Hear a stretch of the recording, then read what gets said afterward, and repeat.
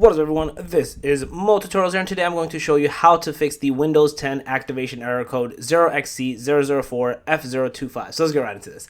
So this is a error that basically says that the slmgr rearm, I think, is not recognized. So there's a few ways to fix this. The first easiest thing you can do is go to your search bar and just type in Windows activation and click into this. And over here, yours, because you're getting the error, most likely isn't activated. So you can just do troubleshoot over here and let the troubleshoot process work and let it essentially reinstall or reconfigure your Windows key and activate it back into your Windows itself. So this is probably the easiest route you can take. Now, if this doesn't work, the next thing you can do is go to your search bar and just type in regedit until you see registry error pop up. Once it does, you're going to open this up, and we're basically going to open up HKey local machine.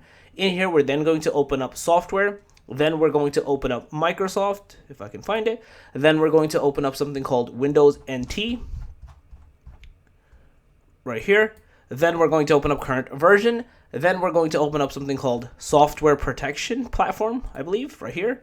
And I believe in here, you don't even actually need to open it. You just need to click software, and then you'll see the skip rearm over here. You're going to change this value from 0 to 1, press OK, and restart your computer, and you should be good to go. So yeah, that's basically it. If you guys have a video, please press it up. Go ahead and channel, make sure to subscribe, click that notification bell, and I'm Mo Tutorials out. Peace.